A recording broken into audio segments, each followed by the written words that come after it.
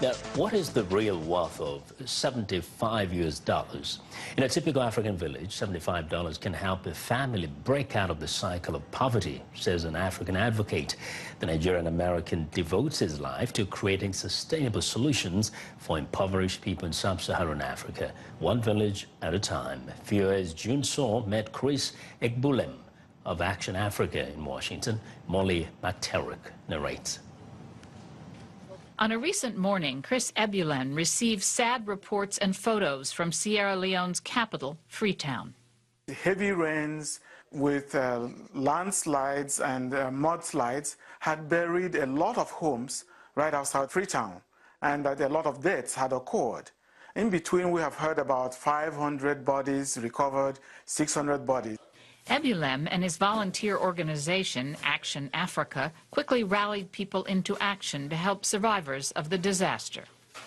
Those are medical supplies that we received from some companies and individuals and local hospitals here. We also do have some packets of clothing that were donated by area residents and people who have migrated from Africa to this place, plus some food items.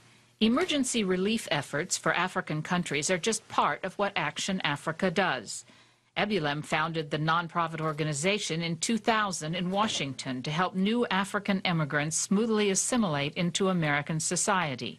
And more importantly, Egbulem says, to inspire them to reach back to their African roots and help villagers to become self-sufficient. We want to start with the health program, so that people are able to rise to their feet, be well enough to have a voice. Then we go into the educational part, so that the children and their parents will know a little bit better to pursue their goals. And we want to empower the adults with a micro-enterprise support program. Egbulem says the group especially focuses on empowering women. Because in the African family setting, women tend to be the ones at the core of the activities. Women are very grounded, hard-working entrepreneurs, and we know that when we work with them, they tend to pull their community up much faster. Egbulem says it takes very little by American standards for a woman to start a business. $75 is enough capital for someone in a village in Nigeria to start a local business in a relatively short time. This woman who has received $75 is able to employ a second person, maybe a third, and by saving some money to compensate them enough for them to start their own business across town. Before coming to the U.S. from Nigeria to earn his master's and doctoral degrees in cultural studies and theology, Egbulem had an opportunity to travel all across Africa. It's remembering what I had seen and encountered and lived through my visits through much of Africa that led me to think that there is more to me succeeding here. Egbulem plans to expand his programs in Nigeria and Sierra Leone to other African countries. He says it's not necessary to go out there with some grandiose plan, but rather to be ready to make a small but meaningful difference. For producer June So, I'm Molly McTerrick, VOA News, Washington. Consistent heavy rainfall in the Caribbean has left large-scale devastation, while floods have affected much of Asia and parts of Nigeria after days of continuous downpour. But it's a different story in Ethiopia's Somali region, where rain has not fallen for the past 3 years. Let's take a look.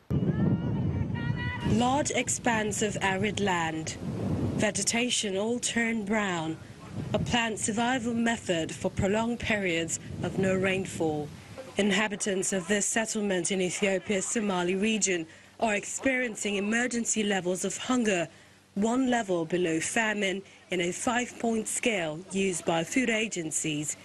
They now rely on food aid for survival. According to the United Nations Food and Agriculture Organization, about 2 million animals have died here since the end of last year, crippling herding communities.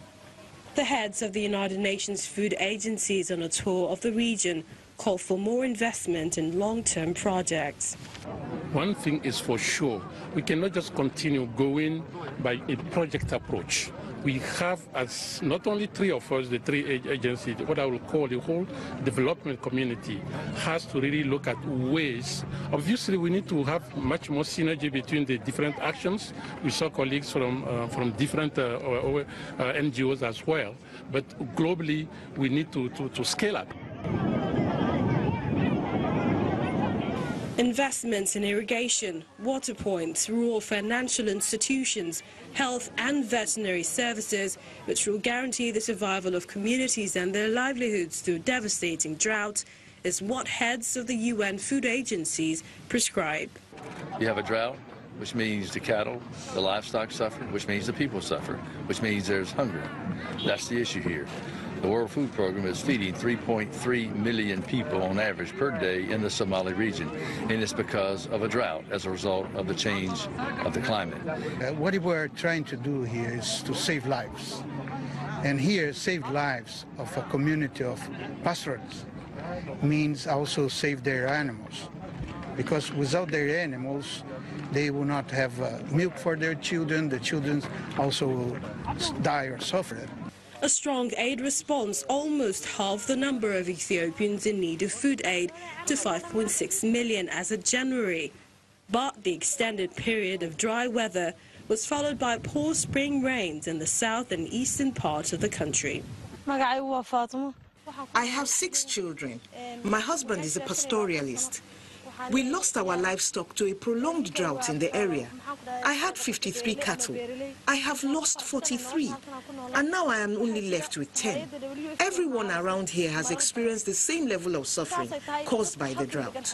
According to the UN, close to 17 million people across Africa's drought-prone Horn region need humanitarian aid, including 2.6 million in Kenya and 3.2 million in Somalia. It's time now for a short break, but before we go, a reminder to visit our website, channelstv.com, for news and other programming around the clock. You can also find us at youtube.com/channelsweb. Still to come, we'll take a deeper look at Libya. While modern-day Libya is a place of conflicts and migrant detention centers, there's a heritage to be explored through its antiques. That story after the break.